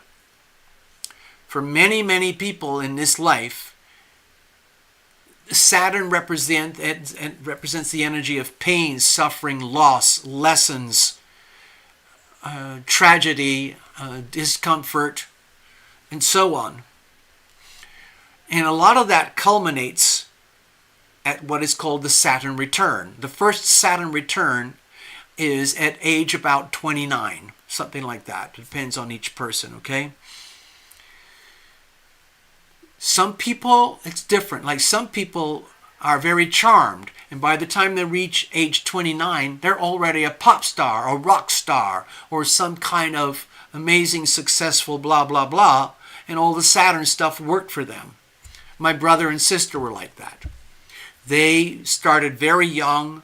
They were blessed with Saturn, and they culminated early in their lives, in their careers, as basically successful, fulfilled people. My Saturn return was just the opposite. So, think about it. Saturn, I'm going to go back to the charts at the moment, and I'm going to do a pretend reading on the chart, okay? So think about it. Tina just mentioned 59, age 59. So what does that tell you? That is the second Saturn return. So over the last 30 years, we could reinterpret Tina's notes as like, oh my God, I've just endured another Saturn cycle where you have all the, if you think of Saturn as kind of like the teacher and the administrator of the tests of life, you get to age 59, which is the second Saturn return, and the checklist is like this. It's like, okay, Tina, well, you failed at this, and this, but you succeeded at this, and this, and this. There you are. There's your report card. And it's up to you to deal with it. Some people have tragic. Some people don't even make it to 29. You know, there are people whose lives are so painful and so tragic, they're tapped out at 28, 29. The age 27, 28, 29 is a very common age for people to tap out. Okay, because there's too much pain, too much suffering, too much unhealthy side of Saturn energy that is manifesting in their life, okay? So, Tina, this is a very important lesson. I'm so glad you put that on the screen, because that's very important for anybody who's interested in astrology and their life journey, okay? And luckily it came out through this reading, as a consequence of this reading. So I'm going to go back to the chart just for a minute to show it visually.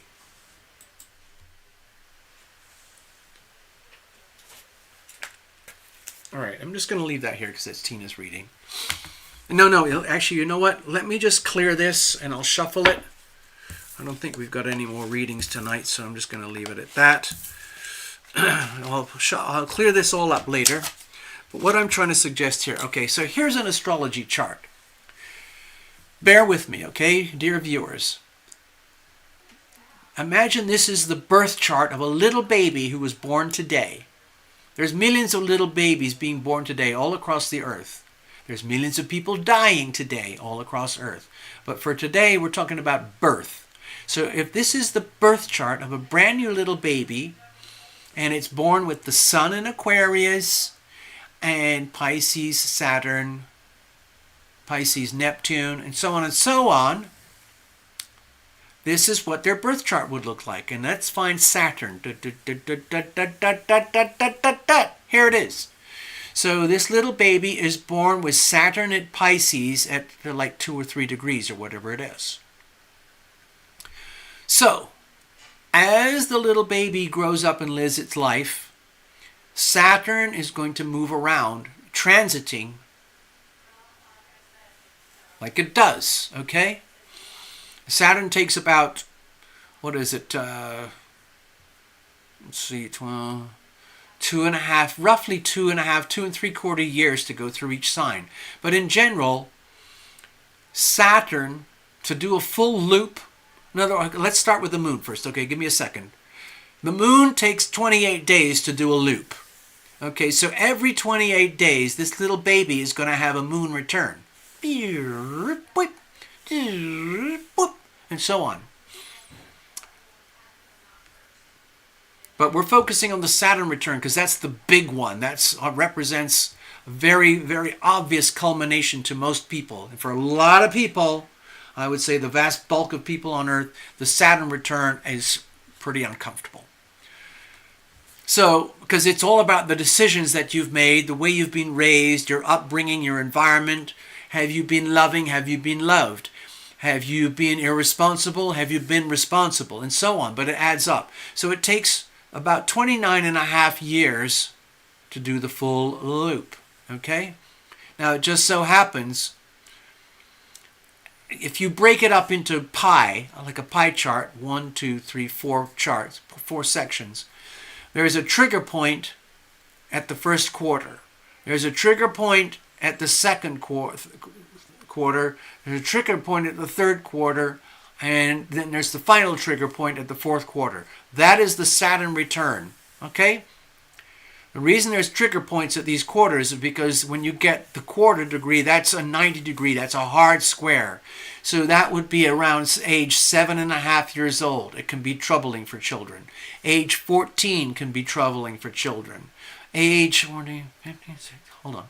What's 7, 4, age 21 can be troubling for young people. It's kind of a big deal age.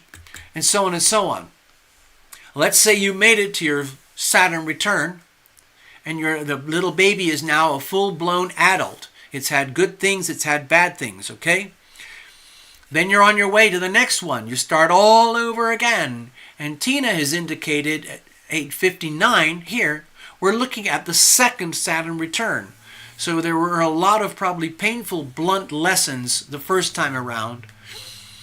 And then the second time around, you get a more in-depth opportunity to face the deeper and deeper challenges with the initial challenges, okay?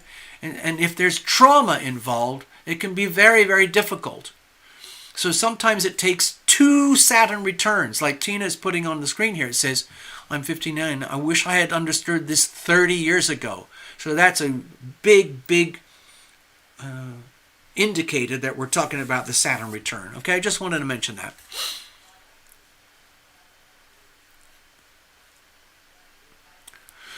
I have Pluto conjunct Uranus opposing Saturn. I've always wondered why. I would have to look at the in-depth charts, Tina. I can't do that right now.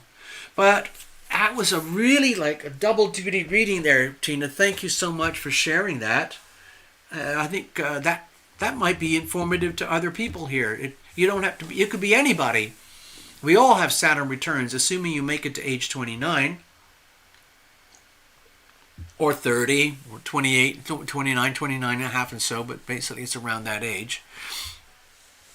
Oh, wow, that was very cool. Thank you, Tina. I kind of like took advantage of the reading here because of what you put on the screen, and that can be very helpful, educational to people who don't know as much as you do about astrology and tarot and so on. Okay.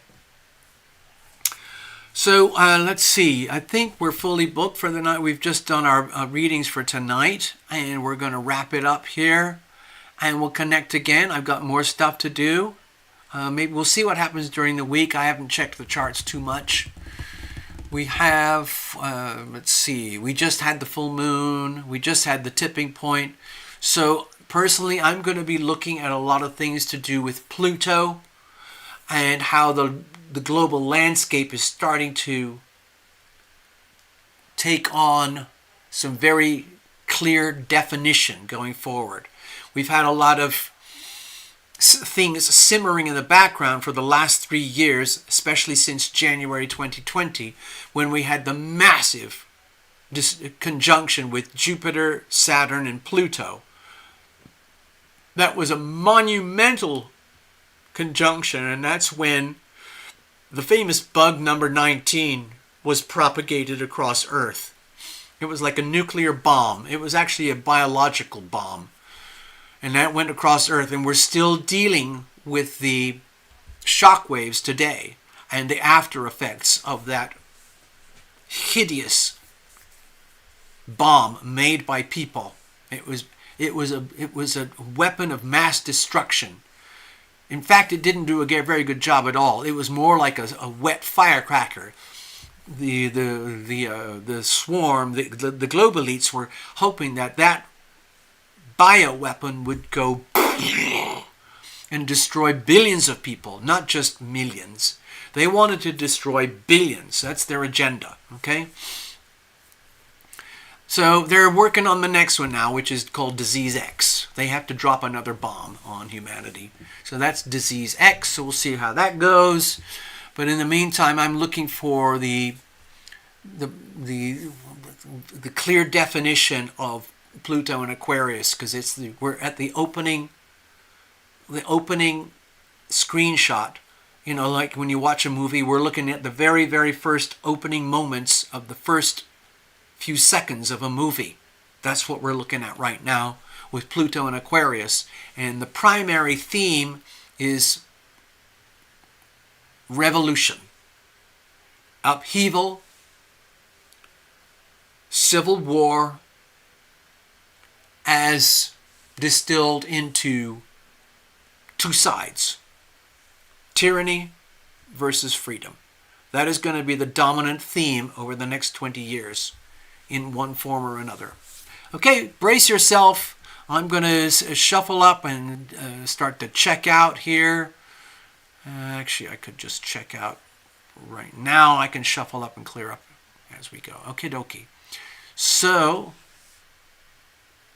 let's do that. Let's just say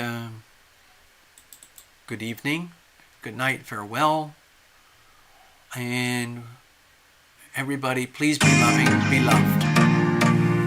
Be loving, be loved. Be loving, be loved.